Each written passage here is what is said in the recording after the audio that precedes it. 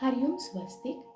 ಇವತ್ತು ನಾವು ನೋಡ್ತಾ ಇರೋದು ನಿಮ್ಮ ಜೀವನದಲ್ಲಿ ಆಗ್ತಾ ಇರೋಂಥ ಆಗು ಹೋಗುಗಳಿಗೆ ಸಮಸ್ಯೆ ತಂದಂಥ ವ್ಯಕ್ತಿ, ಅದು ಯಾರೇ ಆಗಿರ್ಬೋದು, ಬಂದಂಥ ಮೂರನೇ ವ್ಯಕ್ತಿಯ ಜೀವನದಲ್ಲಿ ಹೇಗಿದೆ ಅವ್ರ ಜೀವನ ಈಗ, ಅವರು ಪ್ರತಿಯೊಂದು ಹೇಗೆ ನಿಮ್ಮ ಜೀವನದಲ್ಲಿ ಬಂದರು ಮತ್ತು ಬಂದಾದಮೇಲೆ ನಿಮಗೆ ಸಮಸ್ಯೆ ಗುರಿಯಾಗಿದ್ದನ್ನು ಅವರ ತಲೆ ಮೇಲೇ ಅದನ್ನು ಹೊತ್ಕೊಂಡು ಹೋಗಿತ್ತು ಮತ್ತು ಅವರ ಜೀವನ ಇವಾಗ ಹೇಗೆ ನಡೀತಾ ಇದೆ, ನಿಮ್ಮ ಜೀವನದಲ್ಲಿ ಅವರು ಬಂದಿದ್ದಕ್ಕೆ ಅವರು ಪಶ್ಚಾತ್ತಾಪ ಪಡ್ತಾ ಇದ್ದಾರಾ, ಇಲ್ಲ ಇದು ನಿಮಗೆ ಕಾರ್ಮಿಕ್ ರಿಲೇಷನ್ಶಿಪ್ ಹೇಳ್ತಾ ಇದೆಯಾ, ನಿಮಗೂ ಅವ್ರಿಗೂ ಯಾಕೆ ಈ ರೀತಿ ಆಯಿತು ಜೀವನದಲ್ಲಿ, ಅದಕ್ಕೆ ಕಾರಣ ಏನು, ನೀವೇ ಅವ್ರನ್ನ ಬರ್ಸ್ಕೊಂಡಿದ್ದ ಜೀವನದಲ್ಲಿ, ಇಲ್ಲ ಅವರ ಜೊತೆ ನಿಮಗೆ ಕಾರ್ಮಿಕ್ ರಿಲೇಷನ್ಶಿಪ್ ಇತ್ತಾ, ಇದು ಎಲ್ಲದ್ರ ಬಗ್ಗೆನೂ ನಾವು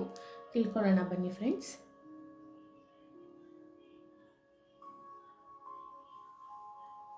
ಅದಕ್ಕಿಂತ ಮೊದಲು ಇವತ್ತು ಯಾರ್ಯಾರಿಗೆ ಹಣಕಾಸಿನ ಸಮಸ್ಯೆ ಇರ್ಬೋದು, ರಿಲೇಷನ್ಶಿಪ್ ಸಮಸ್ಯೆ ಇರ್ಬೋದು, ಅದಕ್ಕೆ ಏನು ಪರಿಹಾರ ಅಂತ ಅನ್ನೋದನ್ನು ಲಕ್ಷ್ಮಿ ಒರಾಕಲ್ ಕಾರ್ಡಿಂದ ನೋಡೋಣ. ತಾಯಿ ಲಕ್ಷ್ಮಿ ನಿಮಗೆ ನಿಮ್ಮ ಸಮಸ್ಯೆಗೆ ಏನು ಪರಿಹಾರ ಕೊಡ್ತಾರೆ, ಆ ಪರಿಹಾರದಿಂದ ನಿಮ್ಗೆ ಎಷ್ಟು ಒಳ್ಳೆಯದಾಗುತ್ತೆ ಅನ್ನೋದನ್ನು ನೋಡೋಣ.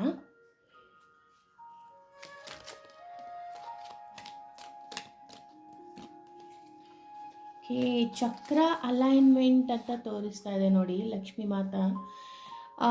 ಏಂಜಲ್ಸ್ ನಿಮಗೆ ಉತ್ತರ ಕೊಡ್ತಾ ಇರೋದು, chakras is in your body, influence your finance energy, balance them with yoga, practice specific yoga asanas and pranayama to balance the Muladhara and Manipura chakra ಅಂತ ಹೇಳ್ತಾ ಇದೆ ನೋಡಿ. ಯಾವಾಗಲೂ ನಿಮಗೆ ನಾನು ನಿಮಗೆ ಹೇಳಿದೆ, ಹಣಕಾಸಿನ ಸಮಸ್ಯೆ ಏನಾದರೂ ಇದ್ದರೆ ಆ ಸಮಸ್ಯೆಗೆ ಪರಿಹಾರ ಏನು ಕೊಡ್ತಾರೆ ಈಗ ಏಂಜಲ್ ಅಂತ, ಅದೇ ರೀತಿಲಿ ನಿಮಗೆ ಬಂದಿದೆ. ನಮ್ಮ ದೇಹದಲ್ಲಿರುವ 7 ಚಕ್ರಗಳನ್ನು ಒಂದೇ ಸಮ ಸರಿಯಾಗಿ ಅದು ಕೆಲಸ ಮಾಡ್ತಾ ಇದ್ದರೆ ಯಾವ ರೀತಿಯ ಬ್ಲಾಕೇಜಸ್ಸು ಇರಲ್ಲ, ಯಾವ ಸಮಸ್ಯೆ ಕೂಡ ಕಾಣೋದಿಲ್ಲ. ನಿಮಗಿಲ್ಲಿ ಫೈನಾನ್ಸ್ ಅಂದರೆ ಹಣಕಾಸಿನ ಸಮಸ್ಯೆ ಬಂದಿದೆ, ರಿಲೇಷನ್ಶಿಪ್ ಸಮಸ್ಯೆ ಅಂತಂದರೆ ಮೂಲಾಧಾರ ಚಕ್ರ, ಮಣಿಪುರ ಚಕ್ರದ ಪ್ರಾಬ್ಲಮ್ ಬ್ಲಾಕೇಜಸ್ ಇರುತ್ತೆ, ಅದರಿಂದ ನಿಮಗೆ ಸಮಸ್ಯೆವೆಲ್ಲ ಇರುತ್ತೆ. ಮೂಲಾಧಾರ ಚಕ್ರದಲ್ಲಿ ಸಮಸ್ಯೆ ಆಗಿರೋ ಅಂಥದ್ದು ಏನು ಅಂದರೆ ರಿಲೇಷನ್ಶಿಪ್ಪು. ಓಕೆ, ನಿಮಗೆ ತಂದೆಯ ಜೊತೆಗೆ ಇರುವ ಒಡನಾಟ ಸರಿ ಇಲ್ಲದೆ ಇದ್ದಾಗ, ನಿಮ್ಮ ಮನೆಯಲ್ಲಿರುವ ಗಂಡಸರ ಜೊತೆಗೆ ಒಡನಾಟ ಸರಿಗಿಲ್ಲದೆ ಇದ್ದಾಗ, ಯಾರೂ ನಮ್ಮನ್ನು ನೋಡ್ಕೊಳ್ಳೋರಿಲ್ಲ, ನಾವು ತುಂಬ ಕತೆ ಇರೋವಂಥವರು, ನಮಗೆ ಯಾರೂ ಸಪೋರ್ಟಿಗಿಲ್ಲ, ನಾವೇ ಇರೋದು ಅಂತ ಯಾರಾದರೂ ಅಂದ್ಕೊಂಡಿದ್ರೆ ಅಂಥವರಿಗೂ ಈ ಮೂಲಾಧಾರ ಚಕ್ರ ಬ್ಲಾಕೇಜ್ ಇರುತ್ತೆ.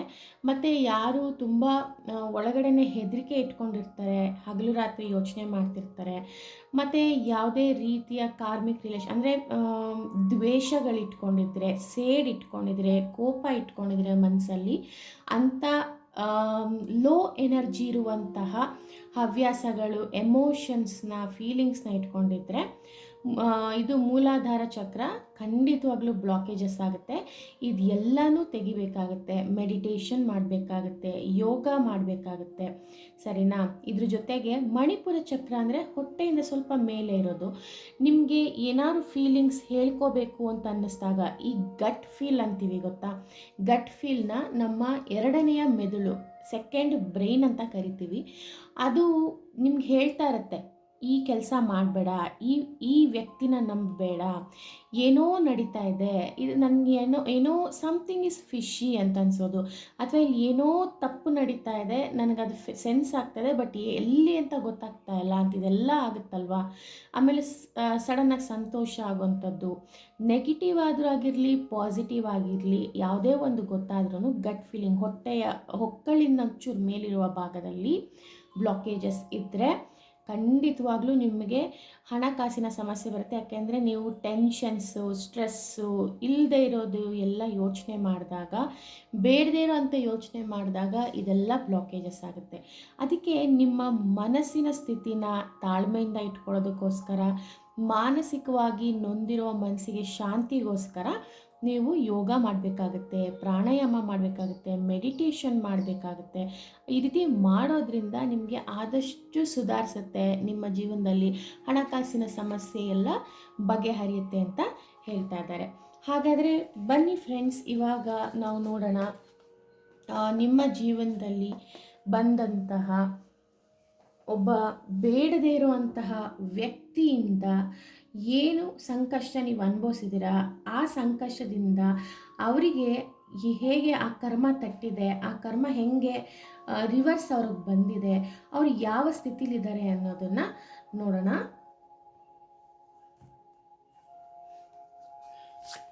ಮೊದಲಿಗೆ ಅವರು ಇವಾಗ ಯಾವ ಸ್ಥಿತಿಲಿದ್ದಾರೆ ಅಂತ ನೋಡೋಣ.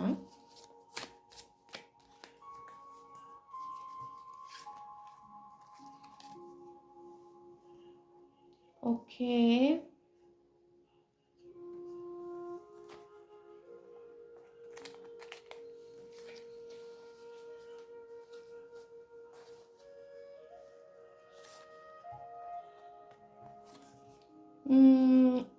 ಅವ್ರಿಗಿವಾಗ ಆರ್ಡಿನರಿನೇಸ್ ಅಂತಂದರೆ ಆರ್ಡಿನರಿ ಜೀವನ ನಡೆಸ್ತಾ ಇದ್ದಾರೆ. ಹೌದು, ಅವರು ಇವಾಗ ಮಾಡಿರೋ ಸಮಸ್ಯೆಯಿಂದ ಬಳಲದಲ್ಲದೆ ಅವರ ಜೀವನದಲ್ಲಿ ಇವಾಗ ಎಲ್ಲ ಬೇಡ, ಯಾವುದು ಸಮಸ್ಯೆ ಬೇಡ, ನನ್ನ ಜೀವನದಲ್ಲಿ ಯಾವ ಸಮಸ್ಯೆನೂ ನನಗೆ ಬೇಡ, ನಾನು ನಾರ್ಮಲ್ ಜೀವನ ನಡೆಸೋಣ, ಯಾರ ಸಾಹಸಕ್ಕೂ ನಾನು ಹೋಗೋದು ಬೇಡ ಅಂತ ಮನಸ್ಸಿನಲ್ಲಿ ಅಂದ್ಕೊಂಡು ಈಗ ಅವ್ರ ಪಾಡಿಗೆ ಅವರಿದ್ದಾರೆ ಅಂತ ಕಾರ್ಡಲ್ಲಿ ಹೇಳ್ತಾ ಇದೆ. ಮತ್ತು ಇದರಲ್ಲಿ ಅವ್ರಿಗೆ ಏನಾಗ್ತಾಯಿದೆ ಅಂದರೆ ಪೇಷನ್ಸಿಂದ ಇರಬೇಕು ಅನ್ನೋ ಥರ ಆಗ್ತಾಯಿದೆ. ಅವ್ರಿಗೆ ಮನಸ್ಸು ಒದ್ದಾಟ ಜಾಸ್ತಿ ಆಗಿದೆ ಫ್ರೆಂಡ್ಸ್.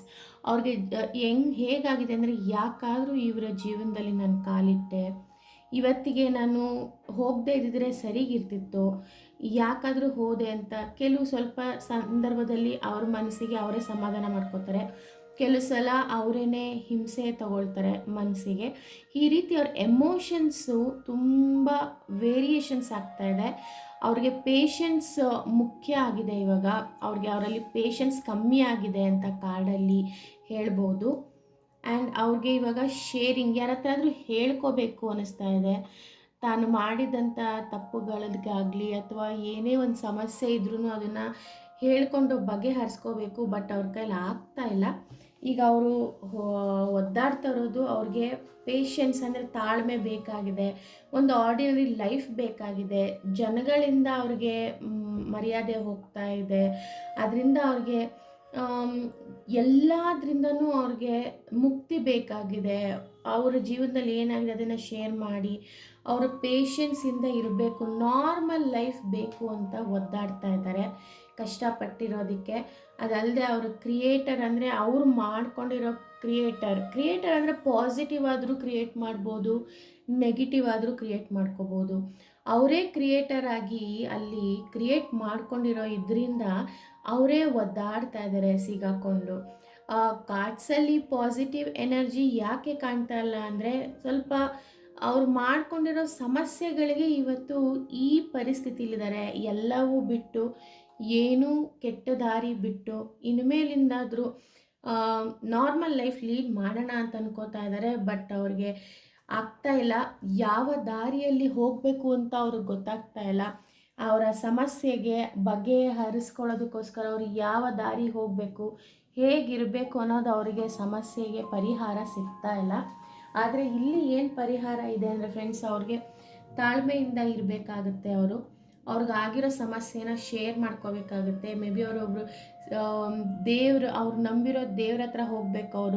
ಅವ್ರು ಮಾಡಿರೋ ತಪ್ಪುಗಳಿಗೆಲ್ಲ ಅವರು ದೇವ್ರ ಮೊರೆ ಹೋಗಿ ಕ್ಷಮಿಸಿ, ನಾನು ಮಾಡಿದ ತಪ್ಪು ಅಂತ ಅವರು ಕೇಳ್ಕೊಂಡ್ರೆ ಖಂಡಿತವಾಗ್ಲೂ ಇಲ್ಲಿ ಬೆಳಕಿದೆ ಅವರ ಜೀವನದಲ್ಲಿ. ಅವರೇನಾದರೂ ಆ ರೀತಿ ಕೇಳಲಿಲ್ಲ ಅಂತ ಅಂದರೆ ಖಂಡಿತವಾಗ್ಲೂ ಅವ್ರ ಜೀವನದಲ್ಲಿ ಬೆಳಕು ಬರೋದಕ್ಕೆ ಸಾಧ್ಯ ಇಲ್ಲ.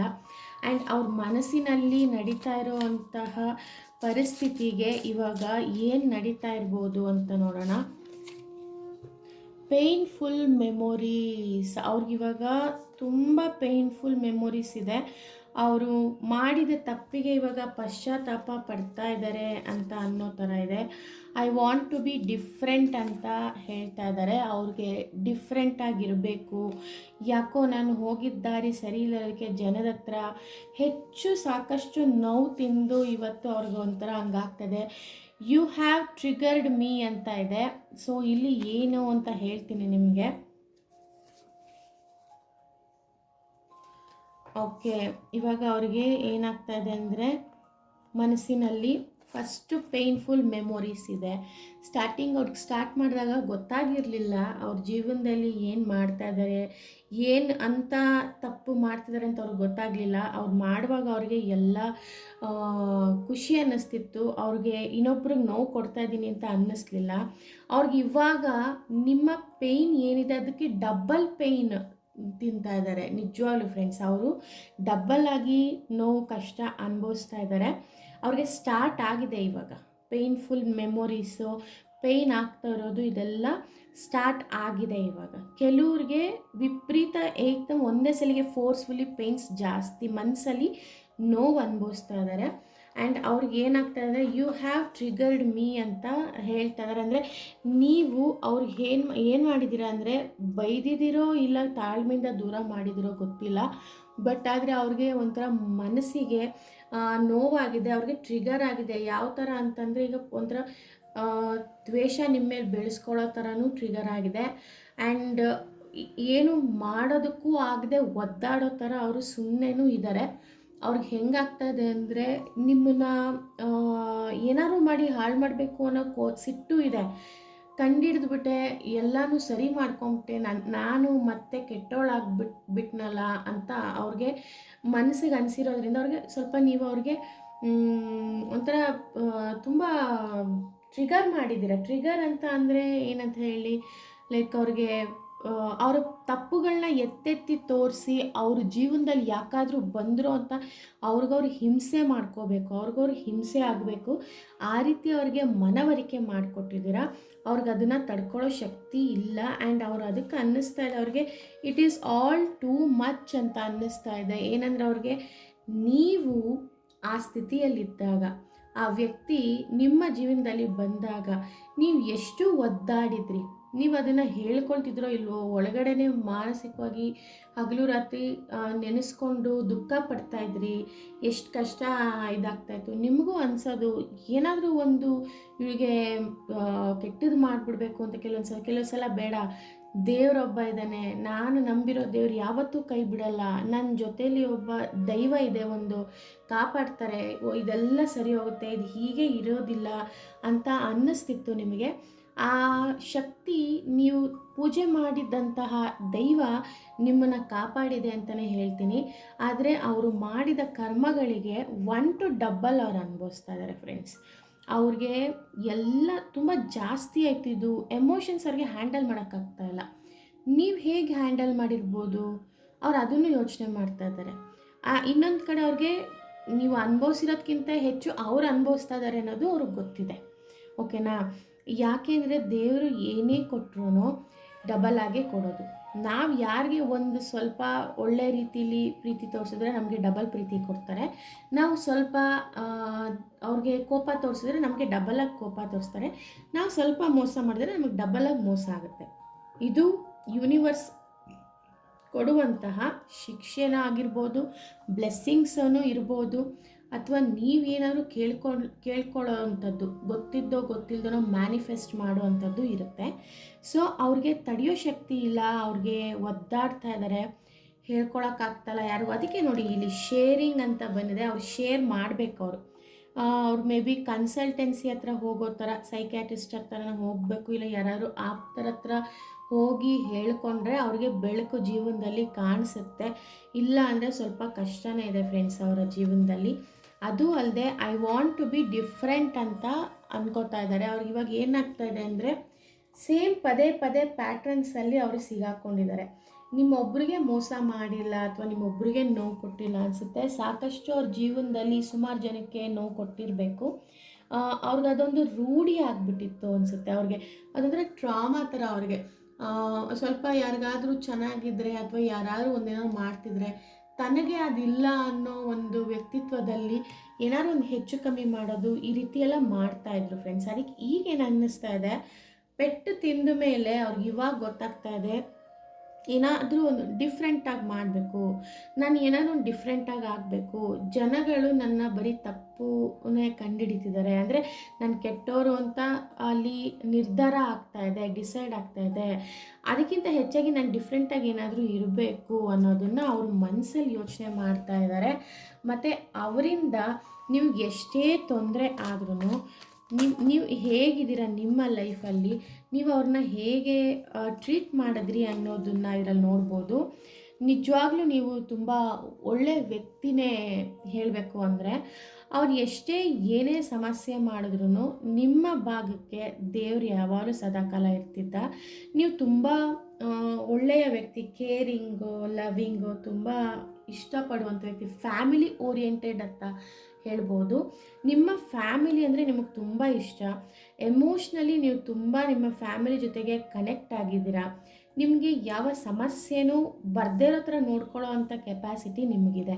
ನೀವು ಎಷ್ಟು ಧೈರ್ಯಶಾಲಿ ಅಂದರೆ ಯಾರೇ ಏನೇ ಬಂದ್ರೂ ನಿಮ್ಮ ಫ್ಯಾಮಿಲಿ ಅಥವಾ ನಿಮ್ಮ ಜೀವನದಲ್ಲಿ ಯಾರಾದರೂ ಎಂಟ್ರಿ ಕೊಟ್ಟರು ಅಂದರೆ ಅವ್ರನ್ನ ಹೇಗೆ ಟ್ರೀಟ್ ಮಾಡಬೇಕು, ಅವ್ರನ್ನ ಹೇಗೆ ದೂರ ತಳ್ಳಬೇಕು ಅನ್ನೋದು ನಿಮಗೆ ಚೆನ್ನಾಗಿ ಗೊತ್ತಿದೆ. ಕೆಲವು ನೀವು ಸಪೋರ್ಟ್ ತಗೊಂಡಿದ್ದೀರಾ, ನಿಮ್ಮ ಫ್ಯಾಮಿಲಿ ಇರ್ಬೋದು ಅಥವಾ ನಿಮ್ಮ ಫ್ರೆಂಡ್ಸ್ ಇರ್ಬೋದು ಅಥವಾ ದೇವರ ಸಪೋರ್ಟೇ ಇರ್ಬೋದು. ಇದರಿಂದ ಅವರಿಂದ ನೀವು ಪಾರಾಗಿದ್ದೀರಾ ಅಂತಲೇ ಹೇಳ್ತೀನಿ ನಾನು ನಿಜವಾಗ್ಲೂ. ಆ್ಯಂಡ್ ತುಂಬ ಒಳ್ಳೆಯದಾಗ್ತಾಯಿದೆ ನಿಮ್ಮ ಜೀವನದಲ್ಲಿ. ಅವರು ಹೋಗಿದ್ದ ನಂತರ, ಕಾಲು ಆಚೆ ಇಟ್ಟ ನಂತರ ನಿಮಗೆ ಜೀವನದಲ್ಲಿ ಒಂದು ಅದ್ಭುತ ಗ್ರೋತ್ ಕಾಣ್ತಾ ಇದೆ ನಿಮ್ಮ ಜೀವನದಲ್ಲಿ. ನೀವು ತುಂಬ ಚೆನ್ನಾಗಿ ಮುಂದೆ ಜೀವನ ನಡೆಸ್ಕೊಂಡು ಹೋಗ್ತೀರಾ. ಮತ್ತು ದೈವದ ಕೈವಾಡ ಕೂಡ ಇದೆ ಇದರಲ್ಲಿ. ನೀವು ಯಾವಾಗಲೂ ಸದಾಕಾಲ ಅವ್ರನ್ನ ಪೂಜೆ ಮಾಡ್ತಾಯಿದ್ರಿ, ಬೇಡ್ತಾಯಿದ್ರಿ, ತನ್ನ ಮಗುಗೆ ಅನ್ಯಾಯ ಆಗಬಾರ್ದು ಅಂತ ದೇವರೇ ನಿಮ್ಮನ್ನು ಕೈ ಹಿಡಿದು ಸದಾಕಾಲ ಜೊತೆಗೆ ಬಂದಿದ್ದಾರೆ. ಆ್ಯಂಡ್ ನಿಮಗೆ ಯಾವುದೇ ರೀತಿಯಂಥ ಸಕಲ ಸಂಪತ್ತು ಸೌಲಭ್ಯಗಳನ್ನು ಕೊಟ್ಟು ಕಾಪಾಡ್ತಾ ಇದ್ದಾರೆ. ನಿಮ್ಮ ಜೀವನದಲ್ಲಿ ಇದ್ದಿದ್ದಂಥ ಕಷ್ಟಗಳು, ಹೊರೆಗಳೆಲ್ಲ ದೂರ ಸರಿದಿದೆ. ಈಗ ಏನಿದ್ರೂ ನೀವು ಇಲ್ಲಿ ಫಲ ಕೊಡುವಂತಹ ಜೀವನನ ನೋಡ್ತಾ ಇದ್ದೀರಾ, ಮುಂದೆ ನೋಡ್ತಾನೆ ಇರ್ತೀರ.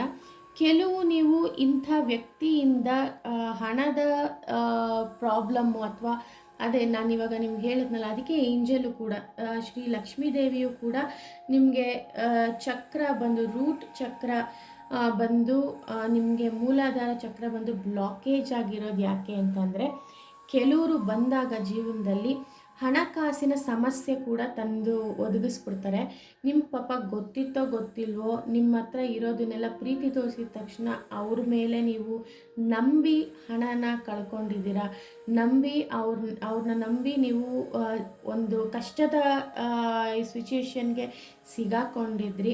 ಆದರೆ ಪರವಾಗಿಲ್ಲ, ಖಂಡಿತವಾಗ್ಲೂ ದೇವರು ನಿಮ್ಮೊಂದಿಗೆ ಇದ್ದಾರೆ, ಯೂನಿವರ್ಸ್ ನಿಮ್ಮೊಂದಿಗೆ ಇದೆ, ನೀವು ಪೂಜೆ ಮಾಡ್ತಿರುವ ದೈವ ನಿಮ್ಮೊಂದಿಗೆ ಇದೆ, ಅವರೇ ನಿಮ್ಮನ್ನು ಕಾಪಾಡ್ತಾ ಇರೋದು ಅಂತ ಹೇಳ್ತೀನಿ ನೋಡಿ. ವಾವ್, ಇದೊಂದು ಸಾಕು ಕಾರ್ಡ್, ಎಲ್ಲ ಪಾಸಿಟಿವ್ ಎನರ್ಜಿ ಬರ್ತಾ ಇದೆ ನಿಮ್ಮ ಜೀವನದಲ್ಲಿ. ಖಂಡಿತವಾಗಿ ಲವರ್ಸ್ ಕಾರ್ಡ್ ಬಂದಿದೆ. ನಿಮ್ಮ ಜೀವನದಲ್ಲಿ ಯಾವುದೇ ರೀತಿಯ ಸಮಸ್ಯೆ ಇನ್ಮೇಲಿಂದ ಇರೋದಿಲ್ಲ. ಯಾಕೆ ಅಂತಂದರೆ ಏಂಜಲ್ ನಿಮ್ಮನ್ನು ಬ್ಲೆಸ್ಸಿಂಗ್ ಮಾಡ್ತಾ ಇದ್ದಾರೆ. ಏಂಜಲ್ಸ್ ನಿಮ್ಮನ್ನು ಪ್ರೀತಿಯಿಂದ ನೋಡ್ತಾ ಇದ್ದಾರೆ. ನಿಮ್ಮ ಯಾವುದೇ ಸಂಬಂಧಗಳಲ್ಲಿ ಮಧ್ಯದಲ್ಲಿ ಬರುವಂಥ ಸಾಧ್ಯತೆ ಇಲ್ಲ. ಅವರು ನಿಮ್ಮ ಜೀವನದಿಂದ ದೂರ ಸರಿದು ಬಿಟ್ಟಿದ್ದಾರೆ. ಇನ್ಮೇಲಿಂದ ಏನೇ ಇದ್ದರೂ ನಿಮ್ಮ ಜೀವನ ಭಾಳ ಸುಖಕರವಾಗೇ ಇರುತ್ತೆ ಅಂತ ಏಂಜಲ್ಸ್ ಬ್ಲೆಸ್ಸಿಂಗ್ ಮಾಡ್ತಾ ಇದ್ದಾರೆ. ವಾವ್, ಖಂಡಿತವಾಗ್ಲೂ ಫ್ರೆಂಡ್ಸ್, ನಿಮ್ಮ ಜೀವನದಲ್ಲಿ ನೀವು ಮೊದಲಿಗೆ ಹೇಗಿದ್ರೋ ಏನೋ ಗೊತ್ತಿಲ್ಲ, ಸಾಕಷ್ಟು ನೀವು ಇಲ್ಲ, ಖಂಡಿತವಾಗ್ಲೂ ನೀವು ಕಷ್ಟಪಟ್ಕೊಂಡೇ ಬಂದಿದ್ದೀರ, ಶ್ರಮಜೀವಿ ಅಂತಲೇ ಹೇಳ್ಬೋದು. ನೀವು ತುಂಬ ಏನಂದರೆ ಡಿಪ್ಲೊಮ್ಯಾಟಿಕ್ ಆಗಿದ್ದೀರಾ. ಅಂದರೆ ಪ್ರತಿಯೊಂದನ್ನು ನಿಭಾಯಿಸ್ಕೊಂಡು ಬರುವಂತಹ ವ್ಯಕ್ತಿ ನೀವು. ಯಾವುದೇ ಒಂದು ಸಮಸ್ಯೆ ಬಂದರೂ ನೀವು ಬಗೆಹರಿಸ್ಕೊಂಡು ಬರುವಂತಹ ವ್ಯಕ್ತಿ ನೀವು. ನಿಮ್ಮಲ್ಲಿ ಒಂದು ರಾಣಿಯ ಕಳೆ ಇದೆ. ರಾಣಿ ಆಗಿ ಒಂದು ಹೆಣ್ಣು ಹುಡುಗಿ ಆಗಿದ್ರೂ ನಿಮ್ಮಲ್ಲಿ ಮಸ್ಕ್ಯುಲೈನ್ ಅಂತಹ ಪವರ್ ಇದೆ ನಿಮ್ಮಲ್ಲಿ. ಆ್ಯಂಡ್ ನಿಜವಾಗ್ಲೂ ನೀವು ಒಂದು ಮೇಲ್ನೋಟಕ್ಕೆ ಹುಡುಗಿ ಆಗಿರೋರಿಗೆ ಒಂದು ಮೇಲ್ನೋಟಕ್ಕೆ ಹುಡುಗಿ ಥರ ಕಾಣಿಸ್ಬೋದು, but mentally you are strong ಆಗಿದ್ದೀರಾ ನೀವು, ಒಂದು ಕಿಂಗ್ ಥರ. ಆ್ಯಂಡ್ ಗಂಡ್ಮಕ್ಳು ಕೂಡ ಯಾರು ಇದನ್ನು ನೋಡ್ತಾ ಇದ್ದೀರಾ, ಗಂಡ್ಮಕ್ಳು ಕೂಡ ನೀವು ಸಿಕ್ಕಾಪಟ್ಟೆ ಸ್ಟ್ರಾಂಗ್ ಇದ್ದೀರಾ. ನೀವು ಸಾಕಷ್ಟು ಜೀವನದಲ್ಲಿ ಕಷ್ಟ ನೋಡ್ಕೊಂಡು ಬಂದಿದ್ದೀರಾ.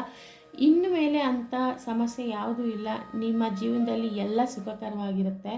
ನೀವು ಒಂದು ಅದ್ಭುತ ವ್ಯಕ್ತಿಯಾಗಿದ್ದೀರಾ. ಸಾಕಷ್ಟು ನೀವು ನೋಡ್ಕೊಂಡು ಬಂದಿರೋದ್ರಿಂದ ಸಮಸ್ಯೆನ ಇವತ್ತಿಗೆ ಅದು ಬಗೆಹರಿಯುತ್ತೆ. ಇವತ್ತಿಗೆ ನೀವು ಸುಲಭವಾಗಿ ನಿಮ್ಮ ಜೀವನದಲ್ಲಿ ಎಲ್ಲ ನೀವು ನಿಭಾಯಿಸ್ಕೊಂಡು ಬರ್ತೀನಿ ಅನ್ನೋ ಒಂದು ಶಕ್ತಿ ಬಂದಿದೆ ನಿಮ್ಮಲ್ಲಿ. ನೀವು ಸ್ಪಿರಿಚುಯಾಲಿಟಿ ಕಡೆಗೂ ಹೋಗ್ತೀರಾ. ಅದ್ರ ಜೊತೆಗೆ ನಿಮಗೆ ಜೀವನ ನಡೆಸೋದು ದಾರಿನೂ ಗೊತ್ತಾಗಿದೆ. ಇನ್ನು ಮುಂದೆ ಯಾವುದೇ ರೀತಿಯಾದಂತಹ ಸಮಸ್ಯೆಗಳು ನೀವು ಒದಗಿಸ್ಕೊಳ್ಳಲ್ಲ, ಯಾರನ್ನು ನೀವು ಅಷ್ಟು ಸುಲಭವಾಗಿ ಒಗ್ಗಿಸ್ಕೊಳ್ಳಲ್ಲ ಅನ್ನೋದು ಒಂದು ನಿಮಗೆ ಮನವರಿಕೆ ಆಗಿದೆ ಅಂತ ಅಂದ್ಕೊಂಡಿದ್ದೀನಿ. ಆ್ಯಂಡ್ ನಿಮ್ಮ ಜೀವನದಲ್ಲಿ ಬಂದವರು ಬಹಳ ಪೇನ್ಫುಲ್ ಮೆಮೊರೀಸ್ ಜೊತೆಗೆ ಒದ್ದಾಡ್ತಾ ಇದ್ದಾರೆ. ಸಾಕಷ್ಟು ಅವರು ನೋಡಿದ್ದಾರೆ ಜೀವನದಲ್ಲಿ. ಇವಾಗ ಅವ್ರಿಗೆ ಆರ್ಡಿನರಿ ಲೈಫ್ ಬೇಕು, ಪೇಷನ್ಸ್ ಕಾಮಾಗಿರಬೇಕು ಅಂತ ಅನ್ನಿಸ್ತಾ ಇದೆ ಅವ್ರಿಗೆ. ಅವ್ರ ಜೀವನದಲ್ಲಿ ಒಂದು ಕಾಮ್ನೆಸ್ಸು, ಪೇಷನ್ಸ್ನೆಸ್ಸು ಕಳ್ಕೊಂಬಿಟ್ಟಿದ್ದಾರೆ. ಅವ್ರಿಗೆ ಎಷ್ಟು ಒದ್ದಾಡ್ತಾ ಇದ್ದಾರೆ ಅಂತಂದರೆ, ಒಬ್ಬರು ಥೆರಪಿಸ್ಟ್ ಹತ್ರ ಹೋಗಬೇಕು, ಇಲ್ಲಾಂದರೆ ಅವ್ರ ಮನಸ್ಸನ್ನು ಸಮಾಧಾನ ಮಾಡುವಂಥ ಒಬ್ಬ ಸ್ನೇಹಿತ ಬೇಕು. ಅಷ್ಟು ಅವರು ಒಳಗಡೆ ಒದ್ದಾಡ್ತಾ ಇದ್ದಾರೆ, ಹಗಲು ರಾತ್ರಿ ನಿದ್ದೆ ಇಲ್ಲದೆ. ಆದಷ್ಟು ಅವರ ಜೀವನ ಒಂದು ನಾರ್ಮಲೈಸ್ ಆಗಬೇಕು, ಒಂದು ನಾರ್ಮಲ್ ಜೀವನ ಬದುಕಬೇಕು ಅಂತ ಒದ್ದಾಡ್ತಾ ಇದ್ದಾರೆ, ಕಷ್ಟಪಡ್ತಾ ಇದ್ದಾರೆ. ಅದು ಈಗ ಅವ್ರಿಗದು ಕರ್ಮ ಅಂತಲೇ ಹೇಳ್ತೀನಿ, ಕರ್ಮ ರಿಟರ್ನ್ ಆಗಿದೆ ಅಂತಲೇ ಹೇಳ್ತೀನಿ. ಅವ್ರ ಜೀವನದಲ್ಲಿ ಏನೇನು ತಪ್ಪು ಮಾಡಿದಾರೋ ಅದು ವಾಪಸ್ಸು ದೇವರು ಅವ್ರಿಗೆ ಕೊಟ್ಟಿದ್ದಾರೆ. ಅದನ್ನು ಅನುಭವಿಸಲೇಬೇಕಾಗುತ್ತೆ. ಯಾಕೆ ಅಂದರೆ ಎಷ್ಟು ನಿಮ್ಮ ಜೀವನದಲ್ಲಿ ಅವರು ಬಂದು ನೋವು ಕೊಟ್ಟಿದ್ದಾರೋ, ಈಗ ಅದ್ರ 2ರಷ್ಟು ಅವ್ರ ಜೀವನದಲ್ಲಿ ನೋವು ತಿನ್ನಬೇಕಾಗಿದೆ. ಪರವಾಗಿಲ್ಲ, ಅದು ಹೋಗ್ತಾ ಹೋಗ್ತಾ ಅವರು ಅದನ್ನು ಅರ್ಥ ಮಾಡಿಕೊಂಡು, ಅವ್ರ ತಪ್ಪನ್ನು ಅವ್ರು ಅರ್ಥ ಮಾಡಿಕೊಂಡು ಅವ್ರ ಜೀವನದಲ್ಲಿ ಮುಂದುವರಿಯುವಂತಹ ಅವ್ರಿಗೂ ಚಾನ್ಸ್ ಇದೆ. ಇನ್ಯಾವತ್ತೂ ಅವ್ರ ಜೀವನದಲ್ಲಿ ಮತ್ತೆ ನಿಮ್ಮ ಜೀವನಕ್ಕೆ ಬರೋದಿಲ್ಲ ಅಂತ ಅಂದ್ಕೊಂಡಿದ್ದಾರೆ. ನೋಡುವ. ಬಟ್ ಆದರೆ ನಿಮ್ಮ ಜೀವನ ಖಂಡಿತವಾಗ್ಲೂ ಈಗ ಸಮರಸವಾಗಿದೆ. ದೇವತೆಗಳು ನಿಮ್ಮ ಪರವಾಗಿದ್ದಾರೆ, ಏಂಜಲ್ಸ್ ನಿಮ್ಮ ಪರವಾಗಿದ್ದಾರೆ. ನಿಮ್ಮ ಪ್ರೀತಿಯ ಜೀವನ ನಿಜವಲ್ಲೂ ಅದ್ಭುತವಾಗಿ ಇನ್ನೂ ಹೆಚ್ಚು ನಿಮ್ಮಿಬ್ಬರಲ್ಲಿ ಅಂಡರ್ಸ್ಟ್ಯಾಂಡಿಂಗ್ ಜಾಸ್ತಿ ಆಗ್ತಾ ಇದೆ. ಯಾವ ರೀತಿ ಇರಬೇಕು, ಹೇಗಿರಬೇಕು, ಎಂಥವ್ರನ್ನ ನಂಬಬೇಕು, ಎಂಥವ್ರನ್ನ ನಂಬಾರ್ದು ಅನ್ನೋದು ಬಂದಿದೆ. ರಿಲೇಷನ್ಶಿಪ್ಪಲ್ಲಿ ಯಾವ ಸಮಸ್ಯೆನೂ ಇನ್ಮೇಲಿಂದ ಕಾಣೋದಿಲ್ಲ. ಹಣಕಾಸಿನ ಸಮಸ್ಯೆ ಇತ್ತು, ಅದೂ ಬಗೆಹರಿಯುತ್ತೆ ಅಂತ ಹೇಳ್ತಾ ಇದೆ. ಇನ್ನೊಂದು 7 ದಿನ ಅಥವಾ 7 ವಾರದ ಒಳಗಡೆ, 7 ವೀಕ್ಸ್ ಒಳಗಡೆ ಯಾವುದಾದ್ರೂ ಒಂದು ಹಣಕಾಸಿನ ವ್ಯವಸ್ಥೆ ನಿಮ್ಮಲ್ಲಿ ಪ್ರಾಬ್ಲಮ್ ಇದ್ದರೆ ಅದು ಕೂಡ ಖಂಡಿತವಾಗ್ಲೂ ಹೊರಟೋಗುತ್ತೆ. ಆ್ಯಂಡ್ ನೀವು ಏನೇ ಆದ್ರೂ ಇನ್ನೊಬ್ಬ ವ್ಯಕ್ತಿ ನಿಮಗೆ ಕೆಟ್ಟದ್ದು ಮಾಡೋದಕ್ಕೆ ಬರ್ತಾ ಇದ್ದರೆ ಸ್ವಲ್ಪ ಅದನ್ನು ಕಂಡು ಹಿಡಿದುಕೊಂಡು ಅವ್ರನ್ನ ಹುಷಾರಾಗಿ ದೂರದಲ್ಲಿಡಿ ಅಂತ ನಾನು ನಿಮಗೆ ಹೇಳ್ತಾ ಇದ್ದೀನಿ. ಯಾವುದೇ ಕಾರಣಕ್ಕೂ ದ್ವೇಷ ಮಾಡೋದಕ್ಕೆ ಹೋಗಬೇಡಿ. ಯಾರೇ ನಿಮಗೆ ನೋವು ಕೊಟ್ಟಿದ್ರು ಅವರಿಗೆ ಸರಿಯಾದ ಪಾಠ ಕಲಿಸೋದಕ್ಕೆ ದೇವರಿದ್ದಾರೆ. ನಾವು ಏನು ಹುಲ್ಲು ಮಾನವರು, ನಮ್ಮ ಕೈಲಿ ಏನೂ ಇಲ್ಲ. ಆದರೆ ನೀವು ಆದಷ್ಟು ಎಲ್ರಿಗೂ ಒಳ್ಳೆಯದಾಗಲಿ ಅಂತ ಬೇಡ್ಕೊಳ್ಳಿ, ನಿಮಗೂ ಒಳ್ಳೆಯದಾಗಲಿ ಅಂತ ದೇವ್ರನ್ನ ಬೇಡ್ಕೊಳ್ಳಿ. ಯೂನಿವರ್ಸ್ ಖಂಡಿತವಾಗ್ಲೂ ನಿಮಗೆ ಒಳ್ಳೆಯದನ್ನು ಮಾಡ್ತಾರೆ. ಆ್ಯಂಡ್ ನೀವು ಮೂಲಾಧಾರ ಚಕ್ರ ಬ್ಲಾಕೇಜನ್ನು ತೆಗೆಯೋದಕ್ಕೆ ಮೆಡಿಟೇಷನ್ ಮಾಡಿ. ಇದಕ್ಕೆ ನಾನು ರೆಮಿಡಿ ಏನು ಕೊಡ್ತಾ ಇದ್ದೀನಿ ಅಂದರೆ, ಗಣೇಶನ ಪೂಜೆ ಮಾಡಿ. ಗಣೇಶನಿಗೆ ಬುಧವಾರ ರೆಡ್ ರೋಸು ಅಥವಾ ಕೆಂಪು ಬಣ್ಣದ ದಾಸವಾಳ ಹೂವಿಂದ ನೀವು ಪೂಜೆ ಮಾಡ್ಬೋದು ಗಣೇಶನಿಗೆ. ಓಂ ಗಂ ಗಣಪತಿ ನಮಃ ಅಂತ ಪೂಜೆ ಮಾಡಿದಷ್ಟು ನಿಮಗೆ ಬಹಳ ಒಳ್ಳೆಯದು. ಯಾವ ಫೈನಾನ್ಸ್ ಬ್ಲಾಕೇಜಸ್ ಎಲ್ಲ ಹೋಗುತ್ತೆ. ಆಮೇಲೆ ರಿಲೇಷನ್ಶಿಪ್ಪಲ್ಲೂ ಪ್ರಾಬ್ಲಮ್ ಇರೋದೆಲ್ಲ ಒಂದು ಕಡೆಯಿಂದ ಸರಿ ಹೋಗುತ್ತೆ ಅಂತ ಕಾರ್ಡ್ಸ್ ನಿಮಗೆ ಹೇಳ್ತಾ ಇದೆ. ಇದಾಗಿತ್ತು ನನ್ನ ಇವತ್ತಿನ readings. And thank you so much universe. Thank you friends. ಮತ್ತೆ ನಾನು ಕೇಳ್ಕೊತಾ ಇದ್ದೀನಿ, ಯಾರ್ಯಾರು ನನ್ನ ಪ್ರೊಫೈಲ್ಗೆ ಸಬ್ಸ್ಕ್ರೈಬ್ ಮಾಡ್ಕೊಂಡಿಲ್ಲ ಮಾಡ್ಕೊಳ್ಳಿ. ಇನ್ನೂ ಸಾಕಷ್ಟು ರೀಡಿಂಗ್ಸ್ ಜೊತೆ ನಾನು ಬರ್ತೀನಿ. ಆ್ಯಂಡ್ ನಿಮ್ಗೆ ಆದಷ್ಟು ಒಳ್ಳೊಳ್ಳೆ ಇಂಟ್ರೆಸ್ಟಿಂಗ್ ರೀಡಿಂಗ್ಸ್ನ ತರ್ತೀನಿ. ಆದಷ್ಟು ನಿಜವಾದಂಥದ್ದು, ನಾನು ಯಾವುದೂ ನಿಮಗೆ ಇಲ್ಲದೇ ಇರೋ ಅಂಥದ್ದನ್ನು ಹೇಳೋದಕ್ಕೆ ಹೋಗಲ್ಲ. ನಿಮಗೆ ಕರೆಕ್ಟಾಗಿ ನಿಮ್ಮ ಜೀವನದಲ್ಲಿ ಏನು ನಡೀತಿದೆ ಅಂತ ಹೇಳೋದನ್ನೇ ಆ್ಯಕ್ಯುರೇಟಾಗಿರೋ ಅಂಥ ಆನ್ಸರ್ಸ್ನೇ ನಿಮಗೆ ತಂದುಕೊಡ್ತೀನಿ. ಹರಿ ಓಂ ಸಾಯಿರಾಮ್.